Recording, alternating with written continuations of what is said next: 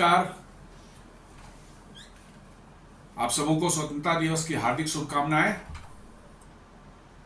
और आपसे हमेशा का निवेदन है, हमारे चैनल को सब्सक्राइब करें, बेल आइकन जरूर दबाएं, हमारे वीडियोस को लाइक करें और फ्रेंड्स एंड फैमिली के साथ शेयर करना बिल्कुल नहीं भूलें। दोस्तों, आज इस जियो पॉलिटिक्स और ये सब चीज़ों से अलग हट करके जो है दो बड़ी मजेदार चीज़ों पर जो हमारे डिफेंस से रिलेटेड है उस पर बात करते हैं। एक तो आपने सुन ही लिया होगा, हमारे प्रधानमंत्री जी जब लाल किले से देश को संबोधित कर रहे थे तो उन्होंने एक बात कही जो कि बहुत ही महत्वपूर्ण है देश की सुरक्षा को लेकर। उन्होंने कहा कि देश में, पूरे देश के vital installations, not only military but civilian vital installations भी जो हैं 2035 तक एक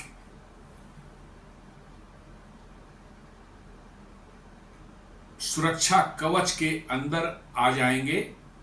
और इस प्रोजेक्ट का नाम दिया गया है प्रोजेक्ट सुदर्शन चक्र। जी हां, आपने सही सुना, प्रोजेक्ट सुदर्शन चक्र। इसके तहत जो है पूरे भारत को सिविलियन इंफ्रास्ट्रक्चर, जो हमारे इंडस्ट्रीज हैं, हमारे वाइटल इंफ्रास्ट्रक्चर, ब्रिजेस हैं, रेलवेज लाइंस हैं, या कोई बहुत बड़े धार्मिक मैंने हमारा जो कोई टेम्पल हो या कोई और चर्च हो, उस तरह जो कि बहुत बड़े रिलीजियस प्लेस हैं,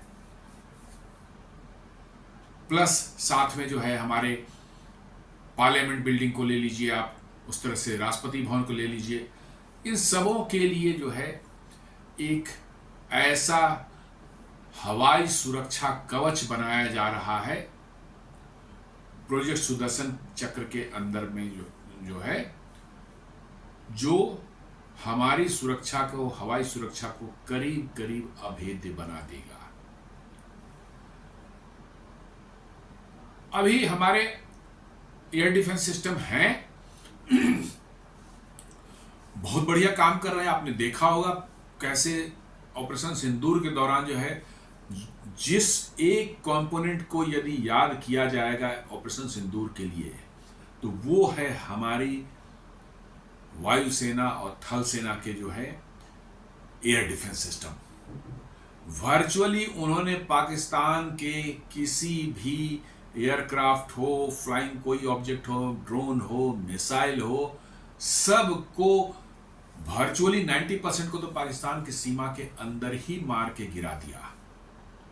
सिर्फ 10% के लगभग में सीमा क्रॉस कर पाए और सीमा पर ही वो ध्वस्त कर दिए गए। तो बड़ी जबरदस्त उन्होंने काम किया था। लेकिन अभी जो है हमारे जो एयर डिफेंस सिस्टम है ये मोस्टली जो है डिप्लॉयड है हमारे वाइटल जो आर्मी डिफेंस इंस्टॉलेशंस हैं उनको प्रोटेक्ट करते हैं। ये सही है कि लड़ाई के जब शुरू हुई थी उसके तो बॉर्डर पर भी जो मोबाइल टाइप के हमारे एयर डिफेंस सिस्टम, जैसे आकाश हो गए, मतलब कि जो है MRSAM वगैरह हो गए, ये सब जो है जो मोबाइल लॉन्चर से किए जाते हैं, इनको बॉर्डर के आसपास ले जाया गया था और वहाँ से हमारी सीमाओं की सुरक्षा की गई थी। लेकिन ये सभी मोस्टली जो है हमारे डिफेंस इंस्टॉलेशन को प्रोटेक्ट करने के लिए है। हमारे एयर बेसेस हैं, हमारे आर्मी के बड़े बड़े कैंप्स हैं, बड़े बड़े कैंटोनमेंट्स हैं, मतलब जहाँ आर्मी की बड़ी फॉर्मेशंस हैं, नेवल हेडक्वार्टर्स है, इन सबों को प्रोटेक्ट करने के लिए बना हुआ है। लेकिन अब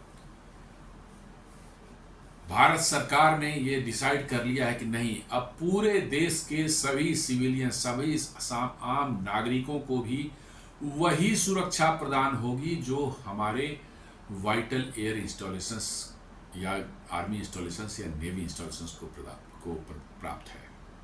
आपने देखा हो कैसे ऑपरेशन सिंदूर के दौरान जो है पाकिस्तान की नापाक हरकतों के में जो है उन्होंने हमारे सिविलियन एरियाज को टारगेट करने की कोशिश की। हमने उनके किसी सिविलियन एरिया को टारगेट नहीं किया, हमने फर्स्ट उनके टेररिस्ट बेसेज जो है, कैंप्स जो हैं और उनके ट्रेनिंग सेंटर्स जो हैं बड़े बड़े, उनको टारगेट किया था, और जब उन्होंने हम पर हमला करने की कोशिश की भारत पर, तो हमने उनके मिलिट्री इंस्टॉलेशन को टारगेट किया था। हमने किसी भी सिविलियन इंस्टॉलेशन को टारगेट नहीं किया था। इसलिए जो है प्रधानमंत्री ने जो आज कहा है प्रोजेक्ट सुदर्शन चक्र, उन्होंने कहा है कि पूरे भारत को एक ऐसा अभेद्य सुरक्षा कवच प्रदान किया जाएगा जिसमें न सिर्फ हमारे defence installations, government installation, but आम नागरिक भारत का भी वो भी सुरक्षित रहेगा। अब इसके तहत जो है समझ लें कि इसमें क्या क्या हो सकते हैं, कंपोनेंट्स कैसे होगा। पूरा समझना तो मुश्किल होगा, किसी के लिए भी संभव नहीं है। जो एक्सपर्ट्स लोग अनुमान लगा रहे हैं या बता रहे हैं, ये मल्टी लेयर्ड एक सिस्टम होगा जो इंटरकॉन्टिनेंटल बैलिस्टिक मिसाइल से लेकर बहुत छोटे छोटे ड्रोन जैसे प्रोजेक्टाइल जो हैं, हर लेयर पर का अलग काम होगा, और उससे जो है उस खास तरह के जो है प्रोजेक्टाइल को जो है डिस्ट्रॉय करने की कैपेबिलिटी होगी, और वो किसी भी तरह के थ्रेट जो उस तरह से आएंगे, अब हर लेयर अपना काम करेगा। तो अब जैसा पहले अभी भी हमारे लेयर सिस्टम है, S-400 जो है टॉप लेयर में है, देन उसके बाद जो है आपका MR-SAM आता है, देन उसके बाद जो है आपका आकाश सिस्टम आता है, देन उसके बाद QR-SAM अभी इंडक्ट हो रहा है वो आता है, और देन उसके नीचे जो है पिचौरा वगैरह जो missile system anti air defence system है वो आते हैं। देन आपके 6 से 10 किलोमीटर के लिए आपके V-SHORAD very short range air defence system जो है वो है, जो कंधे पर रख के फायर की जाती है। देन उसके नीचे जो है आपका आता है जो गन्स होते हैं, पुराने वाले गन्स जिसको मॉडिफाई किया गया, L-70 या Ju-23 जो है, इन सबों को जो मॉडिफाई किया गया है, उसमें रडार से उनको जोड़ा गया है, और साथ में जो है ऑटोमेटिक फायरिंग की कैपेबिलिटी दी गई है, जिसमें कि ह्यूमन का इंटरवेंशन बहुत लेस हो, खुद डिटेक्ट करेंगे और खुद फायर करेंगे, बिल्कुल शॉर्ट रेंज के लिए 1-2 किलोमीटर के लिए। तो मल्टी लेयर अभी भी हमारा है। जैसा बन रहा सबसे ऊपर में आपका S-400 है, देन उसके बाद है आपका MR-SAM है, ऑफकोर्स बीच में एक LR-SAM भी आता है, लेकिन वो अभी पूरी तरह से सब जगह डिप्लॉयड नहीं है, लेकिन MR-SAM है, देन उसका आकाश है, देन QR-SAM है, देन आपके पिचौरा हैं, देन V-SHORADs हैं, अंत तब आपके पास एयर डिफेंस गन्स हैं। और इसके साथ साथ अभी तुरंत टेस्ट किया गया है छोटे छोटे ड्रोन्स के लिए जो है आपके जो है डायरेक्टेड एनर्जी वेपन्स, ये भी आपको लोअर माने लेयर में काम करेंगे। तो अभी भी है, लेकिन वो सबके अपने अलग अलग है। आर्मी का आकाश तीर अलग है, एयरफोर्स का जो है IACCS integrated air defence air command and control system जो है वो है, नेवी का इस तरह से एक अलग नेटवर्क है। ये सब आपस में पूरी तरह से इंटीग्रेशन का बाकी है। इसी के तहत जो है एक और हमने बात की थी S-400, अभी हमारे पास जो हमने 5 ऑर्डर कर रखे थे, और 3 उसमें ऑपरेशनल हैं, 2 अभी रसिया से आने हैं, जिसकी यूक्रेन वार के कारण जो है वो सब डिले हो चुका है, वो आ जाएंगे। उसके बाद भारत सरकार ने डिसाइड किया है कि 2 और सिस्टम हम लोग S-400 का लेंगे, यानी कि 7 सिस्टम टोटल आपके पास में S-400 के हो जाएंगे। S-400 के आपके 7 से आप मत समझिए कि कितना कम क्यों है, क्योंकि ये बहुत बड़े एरिया को कवर करते हैं, 400-400, 500-500 किलोमीटर के एरिया को कवर करते हैं। तो आपके 5-6 सिस्टम आपने लगा, 4-5 सिस्टम आपने मान लीजिए पाकिस्तान के बॉर्डर पर लगा दिए, तो पूरा आपका गुजरात से लेकर कच्छ से लेकर के एकदम कश्मीर तक आपको कवर हो जा सकता है। इसी के तहत जो है एक इंडिजिनस प्रोजेक्ट चल रहा है, प्रोजेक्ट कुशा। उसमें भी 3 मिसाइल्स जो होंगे प्रोजेक्ट के साथ, मैंने एक वीडियो बनाया था, आप चाहे डिटेल तो आप सर्च करके देख सकते हैं। ये प्रोजेक्ट कुशा के तहत जो है एक बन रहा है, ये भी वर्चुअली बिल्कुल S-400 जैसा ही सिस्टम है, बन रहा है, जो कि 2027-28 तक जो है ऑपरेशनल हो जाएगा। अभी उसकी टेस्टिंग चल रही है, कुछ M1 मिसाइल की साइड टेस्टिंग चल रही है, M2 मिसाइल की जो है टेस्टिंग जो है अगले कुछ महीनों में शुरू होगी, और M3 मिसाइल जो है वो करीब करीब 2026 के एंड से या 2027 के स्टार्टिंग में उसकी टेस्टिंग शुरू होगी। और टेस्टिंग शुरू होने के 6 से 12 महीने के अंदर में जो है वो फिर उसके बाद इंडक्शन उसका शुरू होगा। प्रोजेक्ट कुशा में जो है आपको जो है 100 किलोमीटर से लेकर के जो है 400 किलोमीटर तक, 350 से 400 किलोमीटर, 100 से 400 किलोमीटर तक जो है आपको लेयर डिफेंस प्रोवाइड करेगा। 3 मिसाइल्स उसमें है, M1, M2 और M3। जैसा मैंने बताया M1 की टेस्टिंग चल रही है, M2 की टेस्टिंग शुरू होने वाली है कुछ महीनों में, M3 अभी उसका डेवलपमेंट चल रहा है। मोस्ट प्रोबेबली 2026 के अंत तक या 2027 के में किसी समय जो है उसका टेस्टिंग होगा। 2028 वगैरह से शायद ये इंडेक्स होना शुरू हो जाएगा। तो ये हमारा देसी S-400 सिस्टम होने वाला है, जिसमें कि S-400 से भी एडवांस्ड कैपेबिलिटी दी गई है। इसकी एक्यूरेसी और जो इसकी मारक क्षमता होगी वो S-400 से भी कहीं अव्वल दर्जे की होगी। S-400 के भी 12 बैटरीज प्लान किया गया है एक्वायर करने का, जो है प्रोजेक्ट कुशा का जो है 12 बैटरीज जो है एक्वायर करने की कोशिश की जा रही का प्लान है। और जैसा मैंने बताया कि S-400 फाइनली जो है 5 हमने ऑर्डर दे रखे हैं, 3 हमारे पास हैं, 2 आने हैं और 2 के और ऑर्डर दिए जाने हैं, तो करीब 7 हो जाएंगे। ये टॉप लेवल के हैं, ये सबसे ऊपर लेयर में सब काम करेंगे। नीचे के लेयर में आपका MRSAM है, एक और LRSAM है, long range surface to air missile, जो कि करीब 100 किलोमीटर से ऊपर के जो प्रोजेक्टाइल्स होंगे उनको टारगेट करेगा। MRSAM करीब करीब 80 मीटर तक करेगा। उसके नीचे जो है आपका जो है आकाश सिस्टम जो है 30 to 40 किलोमीटर तक करेगा। QRSAM जो है 25 से 30 किलोमीटर करेगा। ऐसे हमारा V-SHORAD जैसे मैंने बताया वो 6 से 10 किलोमीटर तक करेगा।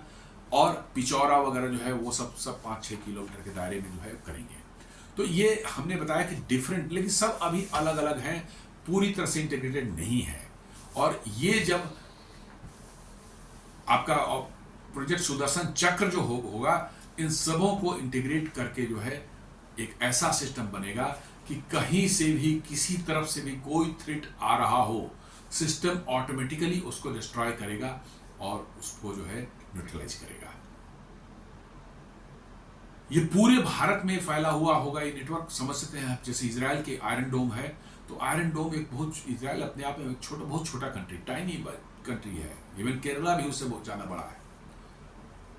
इतने छोटे मतलब कि एरिया में उन्होंने उसको लगा रखा है। भारत एक बहुत विशाल देश है, पूरे देश को आयरन डोम जैसी कवरेज और आयरन डोम से ज्यादा बड़ी कैपेबिलिटी जो है वो होगी हमारे सुदर्शन चक्र की। ये तो हो गई नॉर्मल, ये जो है जो मिसाइल क्रूज मिसाइल्स आएंगी, चाहे कोई शॉर्ट रेंज की बैलिस्टिक मिसाइल आएंगी, इंटरकॉन्टिनेंटल बैलिस्टिक मिसाइल या medium range IRBM intermediate range ballistic missiles को जो कंट्रोल करने के लिए जो हम बना रहे हैं वो हमारे पृथ्वी एयर डिफेंस है और एडवांस एयर डिफेंस है। पृथ्वी एयर डिफेंस जो है बेसिकली वो 100 एटमॉस्फेयर मतलब कि जो है 300 से 400 किलोमीटर ऊपर बिल्कुल अंतरिक्ष में जब कोई इंटरकॉन्टिनेंटल मिसाइल भारत की सीमा में घुसने की कोशिश करेगा, उसको वहीं स्पेस के अंदर में ही मार गिराया जाएगा। वो Prithvi missile defence BMD ballistic missile defence जो है उससे मार के गिराया जाएगा। और उसके बाद उसी का नेक्स्ट लेयर जो है वो एडवांस एयर डिफेंस। यदि किसी तरह से वो उसको ब्रीच करके अंदर आ जाता है तो एटमॉस्फेयर के अंदर में कम से कम 2 से 250 किलोमीटर के ऊपर जो है उसको एटमॉस्फेयर के अंदर ही मार के गिराया जाएगा।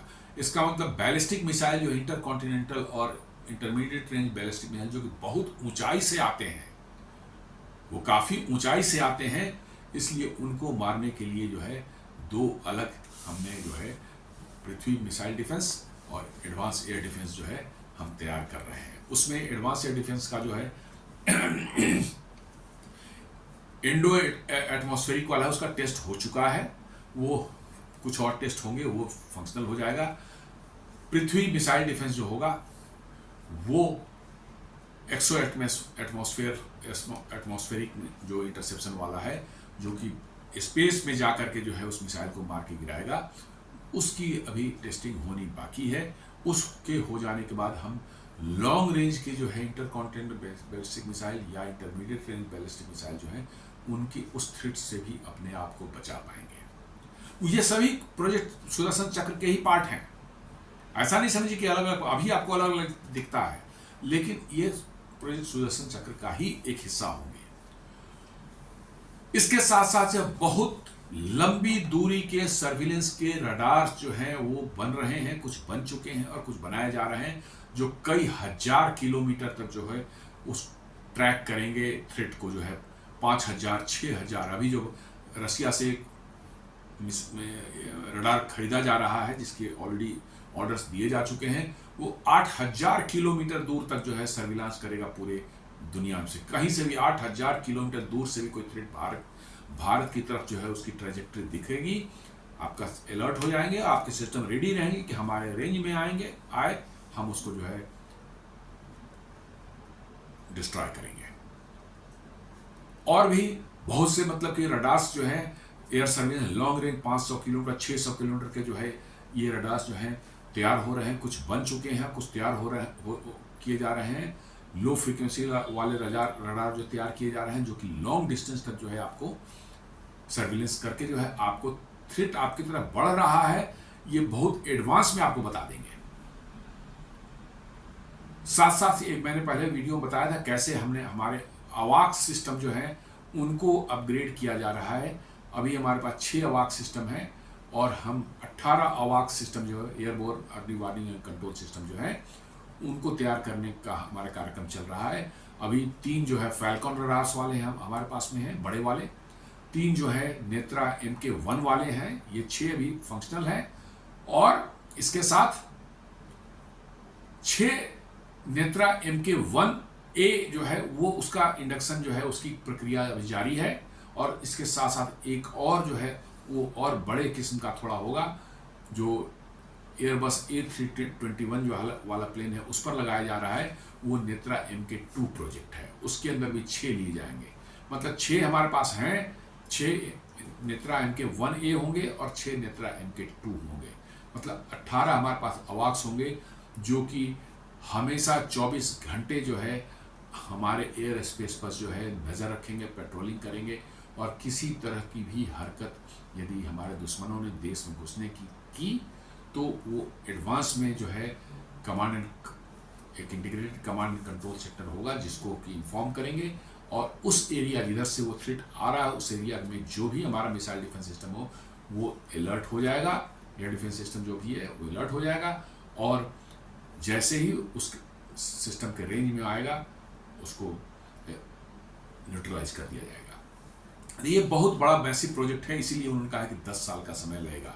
ये सबों को इंटीग्रेट करना, बहुत से अभी जो बन रहे हैं उनको बनाना, टेस्ट करना, इसमें थोड़ा सा वक्त लगता है, लेकिन 10 साल के अंदर में ये बिल्कुल उन्होंने कहा कि ये रेडी हो जाएगा। और भारत के आम नागरिकों को भी वही सुरक्षा मिलेगी, हवाई सुरक्षा मिलेगी, उनको एयर डिफेंस मिलेगा, जो कि आज हमारे सिर्फ वाइटल मिलिट्री इंस्टॉलेशंस को है। मतलब अपना देश पूरी तरह से जो है एक ऐसा अभेद्य डोम बन जाएगा जिसके अंदर में कोई भी दुश्मन के हवाई जहाज, मिसाइल या कोई प्रोजेक्टाइल जो है वो घुसने की उसकी ताकत नहीं होगी, उसकी हिम्मत नहीं होगी। एक बड़ा कॉम्प्लेक्स प्रोजेक्ट है। और सच कहें तो यदि हमारे एयर डिफेंस में हमारे सिस्टम को पूरे डिफेंस को देखें तो एयर डिफेंस में पिछले कुछ सालों में 8-10 सालों में बहुत ज़बरदस्त काम हुआ है, काफ़ी काम हुआ है। और इसी का नतीजा था कि ऑपरेशन सिंदूर में हमारे एयर डिफेंस सिस्टम ने इतने ज़बरदस्त ढंग से काम किए कि पाकिस्तान के भरचोरी छक्के छूट गए। अंत में जो हालत ये हो गई कि वो उनके सारे जो बचे खुचे हवाई जहाज थे उड़ने लायक बच गए थे, तो वो भागकर पाकिस्तान के दूर दराज पीछे वाले इलाके में चले गए। पश्चिमी साइड में कोई हवाई अड्डा होगा उस तरफ चले गए, कुछ बलूचिस्तान के दूर दराज के हवाई अड्डों पर जाकर उतर करके वर्चुअली उन्होंने उड़ना बंद कर दिया था, क्योंकि सभी जो हैं वो जो उनके एक्टिव हवाई अड्डे थे, एयर बेसिस थे, वो हमारे S-400 की जद में थे। और अभी आपने देखा होगा 5-6 दिन पहले जो है हमारे air chief marshal AP Singh साहब ने जो है एक प्रेस कॉन्फ्रेंस करके बताया था कि 5 उनके हवाई जहाज और 1 अवाक सिस्टम, मतलब 6, ये इनको हमारे एयर डिफेंस सिस्टम और सारे के सारे 6 जो हैं वो हमारे S-400 ने मार गिराया था। और ये पाकिस्तान की सीमा में 100, 150, 200 किलोमीटर अंदर में मार गिराया गया। इससे इतना खौफ पाकिस्तान के अंदर में हुआ कि वो सारे के सारे अपने हवाई जहाज को उठा करके पीछे ले गए और सामने आने की हिम्मत नहीं हुई। जो बॉर्डर एरियाज या नज़दीकी एरिया में भारत के साथ जो है जो था, वो सारे हवाई अड्डे उनके ध्वस्त कर दिए गए, रनवे ध्वस्त हुआ, उनके जो हैंगर्स थे उनको ध्वस्त किया गया, जिसमें कि उनके जो खड़े हवाई जहाज ज़मीन पर थे, मेंटेनेंस में थे या रिपेयरिंग के लिए थे, वो भी डिस्ट्रॉय हुए। तो बड़ी बुरी हालत हुई और ये सारा कमाल था हमारे एयर डिफेंस सिस्टम का, क्योंकि हमारे एयर डिफेंस सिस्टम ने ऐसी डोमिनेंस एक क्रिएट की उस एरिया में, ऐसा हैवॉक क्रिएट किया पाकिस्तान के अंदर में कि वर्चुअली उनके हवाई जहाज को उड़ने का की हिम्मत नहीं हुई।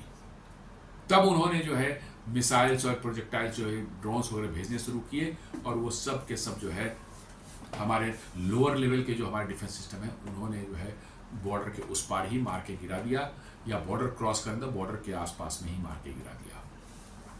तो ये हमारे पास है एयर डिफेंस, लेकिन मैंने कहा ना कि वो सभी इंटीग्रेटेड आपस में पूरी तरह से नहीं है, और जो नए बन रहे हैं उनको भी जो इस सिस्टम के साथ इंटीग्रेट करके एक ऐसा कवच बनाने का प्लान है प्रोजेक्ट सुदर्शन चक्र, जो कि आपको एक ऐसा डोम पूरा क्रिएट करे, सिक्योरिटी डोम भारत के ऊपर क्रिएट करेगा कि कोई भी अनवांटेड थ्रेट जो है उसके अंदर में नहीं घुस पाएगा।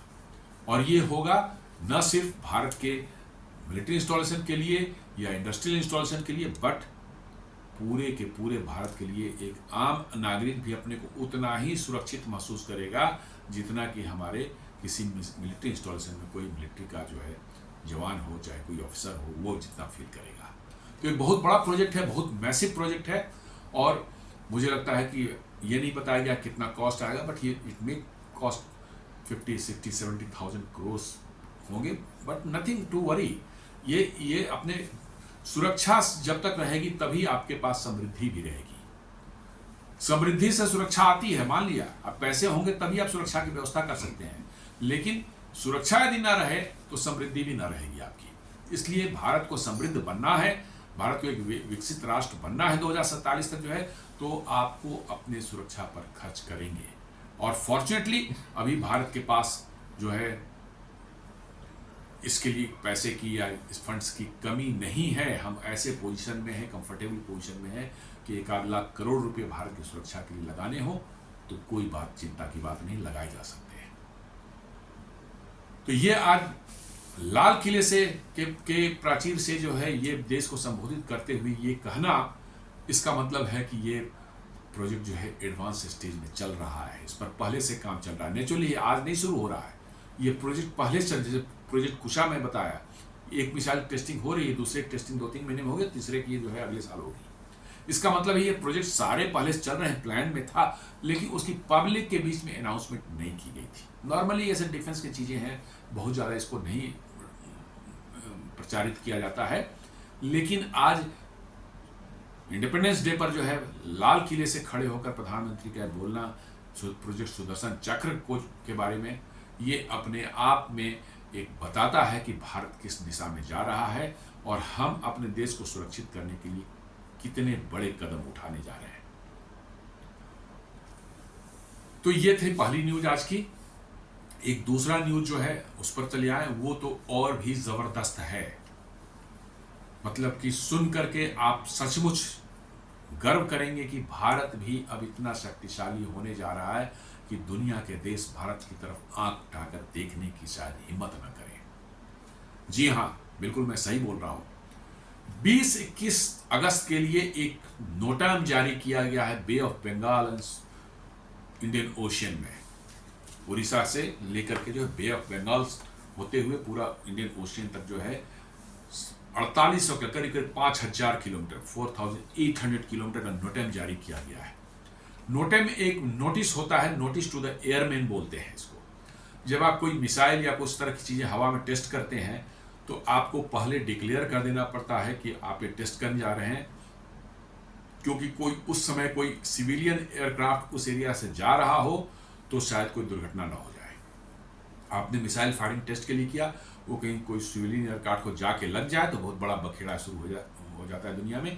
तो एक सिस्टम बना हुआ है पूरी दुनिया में कि आप इस तरह का कुछ टेस्ट करने जा रहे हैं, कोई ऐसी चीज़ करने जा रहे हैं, तो आप नोटेम जारी करते हैं कि इतने समय से लेकर इतने समय तक उस एरिया में कोई हवाई जहाज, कोई मतलब कि जो है हेलीकॉप्टर या कोई उड़ता हुआ कोई भी हो सिविलियन का नहीं जाए, ताकि एक खतरा न हो।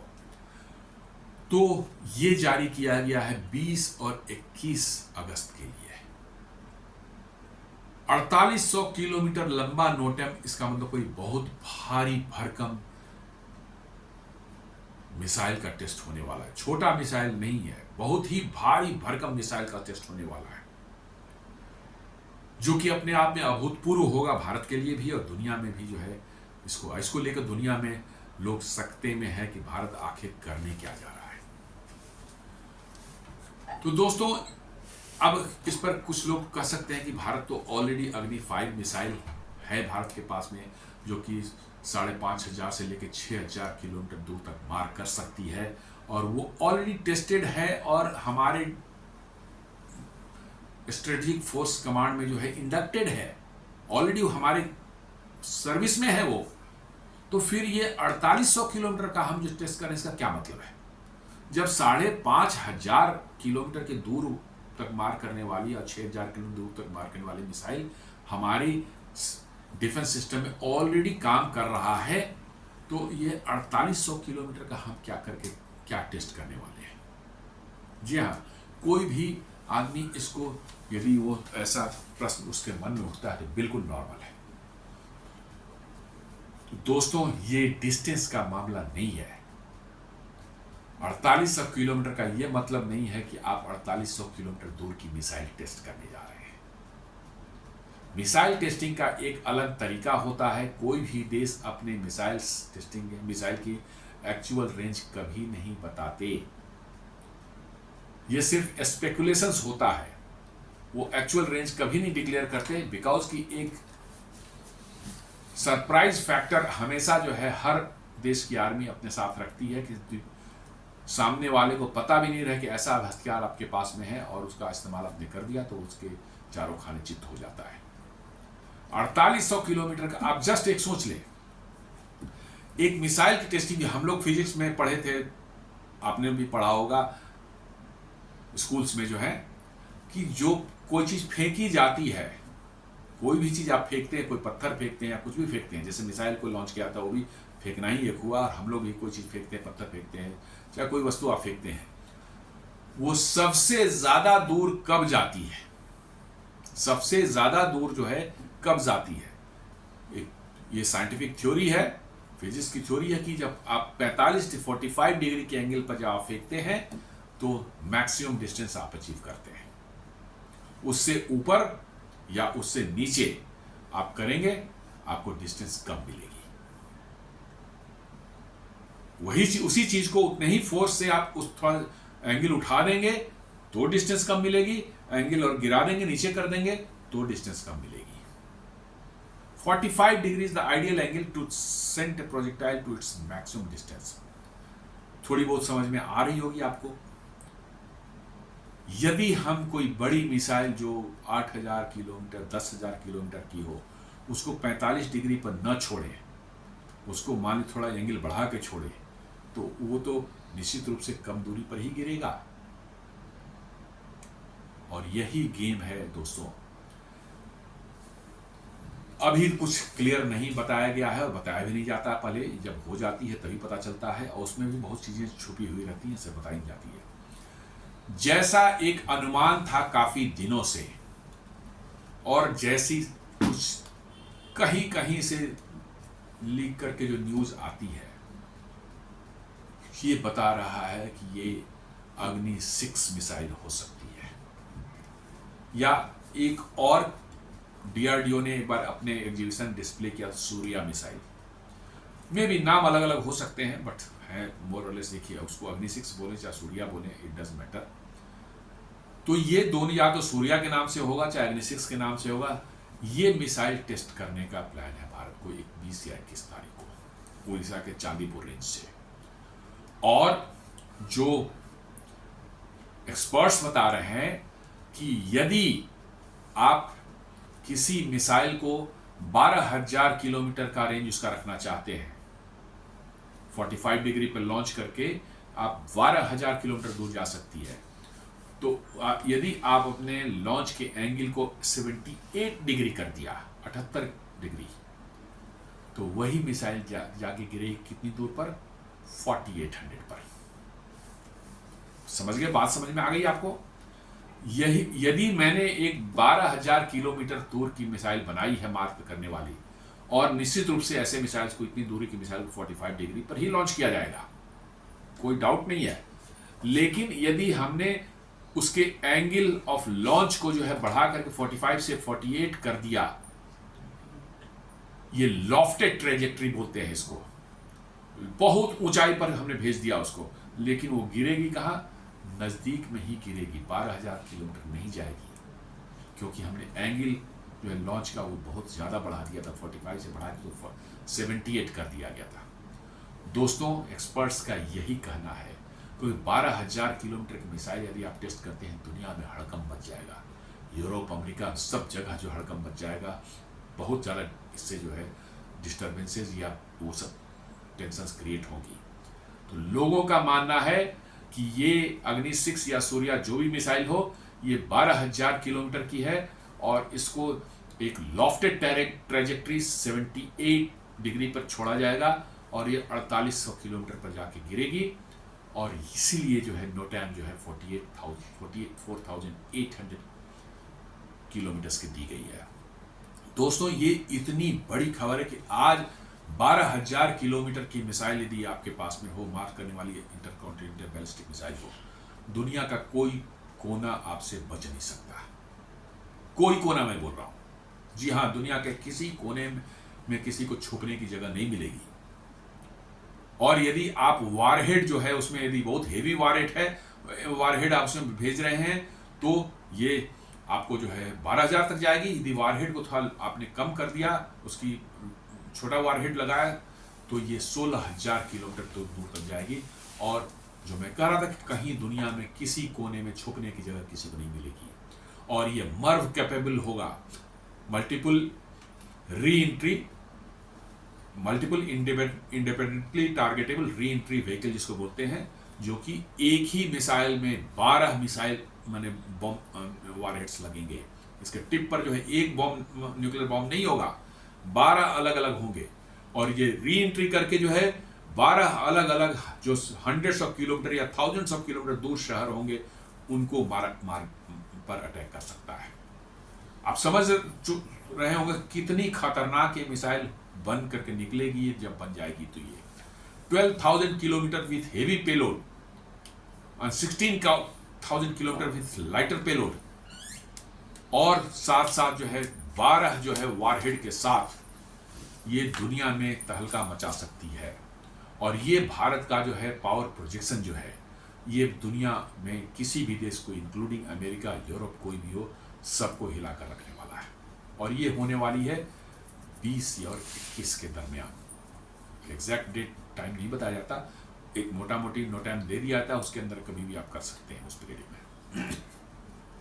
ये ऑलमोस्ट जो है आपको सर्टेन है कि ये मिसाइल निश्चित रूप से जो है अग्नि 5 नहीं है, अग्नि 6 या सूर्या मिसाइल ही है, जो कि निश्चित रूप से जो है 10 से 12,000 किलोमीटर वाले मार करने वाली होगी। क्योंकि ये कैलकुलेशन बताती है कि 4800 का, आपने जैसे ही कैलकुलेट करके बता रहे हैं लोग कि जब लॉफ्टेड ट्रेजेक्ट्री में आप डालेंगे तो 4800 पर जो गिरेगी वो 12,000 किलोमीटर तक जा सकती है। और इसलिए जो है दुनिया में एक सन्नाटा छाया हुआ है, लोग इस पर बात कर रहे हैं क्या होने वाला है, क्या नहीं होने वाला है। लेकिन चूंकि ऐसा है कि आप फुल रेंज में नहीं टेस्ट करते, इसलिए दिखाने के लिए कि दुनिया में ज़्यादा इसके को लेकर के हल्ला हंगामा न मचे, ये सब चीज़ें शांत होकर जितना चुपचाप कर लिया जाए बेहतर होता है। लेकिन ये सच्चाई है कि अग्नि 5 के बाद अग्नि 6 का आना तय था, बहुत समय से तय था, पिछले 10 सालों से 15 सालों से जो है इसका आना तय था। बातें हो रही थी, लेकिन सरकार की तरफ से, DRDO की तरफ से इस पर पूरी तरह से चुप्पी उन्होंने बना रखी थी, वो कहीं नहीं इसकी बात कर रहे थे। एक कहीं उन्होंने सूर्या मिसाइल का एक मॉडल दिखाया था किसी एग्जीबिशन में, DRDO ने अग्नि 6 के बारे में उन्होंने जिक्र ही नहीं कभी किया है। लेकिन जो न्यूज़ छन छन के आ रही है उससे यही लगता है कि ये मिसाइल निश्चित रूप से अग्नि 6 ही है, जो कि डिस्टेंस जो नॉटम का दिया गया है वो साफ बता रहा है कि लॉफ्टेड ट्रेजेक्ट्री सा, और सभी मिसाइल जो शुरुआत में टेस्ट किए जाते हैं लॉफ्टेड ट्रेजेक्ट्री से ही किए जाते हैं, क्योंकि प्रोपल्सन सिस्टम को आपको टेस्ट करना है उसका कि कितनी ऊंचाई तक जाएगा, तो आप 45 डिग्री पर उसको लॉन्च करने तक कैलकुलेट कर सकते हैं कि कितनी ऊंचाई दूर तक जाएगा ये। तो ये लॉफ्टेड ट्रेजेक्ट्री वाली टेस्टिंग जो है बहुत वेल स्टैब्लिश्ड है। पहले भी हमारी मिसाइलें जो अग्नि 5 वगैरह टेस्ट हुई थी इसी तरह से इनिशियल टेस्टिंग है। बाद में जब वो पूरा स्टैब्लिश हो जाता है तब आप जो है फुल रेंज का अपने टेस्ट करते हैं, या ना भी करें तो कोई जरूरत नहीं है, क्योंकि प्रोपल्सन सिस्टम आपका टेस्ट हो गया कि ये 4800 पर जाता है 78 डिग्री पर लॉन्च करने पर, तो 45 डिग्री पर कितना दूर जाएगा ये तो मैथमेटिक्स से सीधे बन सकता है, उसमें कोई रॉकेट साइंस नहीं है। तो दोस्तों ये बहुत बड़ी एक ऐसी मतलब कि जो है क्या कह सकते हैं, एक ऐसा स्ट्रेटजिक वेपन भारत के हाथ में आ जाएगा जिसको लेकर के जो है निश्चित रूप से अमेरिका और यूरोपियन यूनियन के माथे पर बल तो पड़ेंगे ही पड़ेंगे, और दुश्मनों को भारत पर के ऊपर आंख दिखाने के पहले उनको शायद कितनी बार सोचना पड़े कहना मुश्किल है। तो दोस्तों ये आज दो बहुत प्रमुख न्यूज़ थे डिफेंस से रिलेटेड, मैंने सोचा कि इसको कवर करना चाहिए ताकि हमारे लोगों को मालूम हो सके कि हमारे डिफेंस के क्षेत्र में क्या क्या हो रहा है। हालांकि ये सब पब्लिक डोमेन में जो बातें हैं वही कही गई हैं, इसमें कोई सेक्रेसी या इस तरह की कोई ऐसी मैंने जनरल बातें की हैं। उम्मीद करता हूं ये वीडियो आपको पसंद आया होगा। इसे आप लाइक करें, फ्रेंड्स एंड फैमिली का शेयर करें, हमारे वीडियोस को सब्सक्राइब करें, हमारे चैनल को सब्सक्राइब करें एंड बेल आइकन दबाना बिल्कुल नहीं भूलें। धन्यवाद।